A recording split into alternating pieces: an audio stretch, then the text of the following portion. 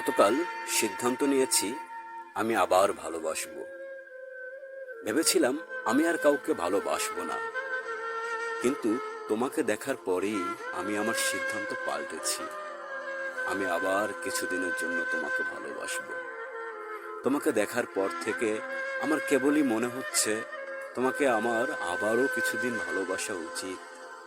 তাই আমি স্থির করেছি আমি তোমাকে ভালোবাসবো 1997, 1998, 1999 এবং 2000, এই 4টি বছর। আহ, কি চমৎকার ভালোই না হবে ওই 4টি বছর।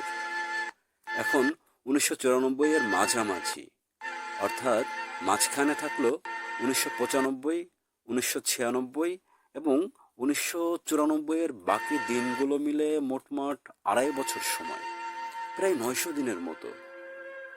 ওই সময়টা তোমাকে একটু অপেক্ষা করে থাকতে হবে। আমি জানি আমার জন্য অপেক্ষার যন্ত্রণা কি কঠিন, কিন্তু কিছুই করার নেই। আমি অপ্রাপ্তবয়স্ক অপ্রস্তুত যুবকের মতো তোমাকে আর ভালোবাসতে চাই না।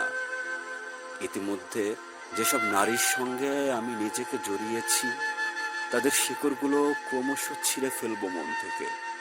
তাদেরকে বলবো, তোমরা এখন যে যার পথ দেখো, আমার লোক আসছে, আমাকে আর বিরক্ত করো না।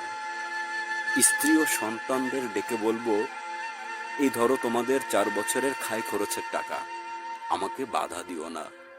শতাব্দীর শেষ 4টি বছরের জন্য আমি চলে যাচ্ছি আমার সোনার কাছে।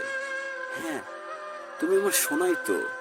ধরো 1994 এর 6 মাস, তারপর 1995 এবং 1996, মাঝখানে 2.5 বছর।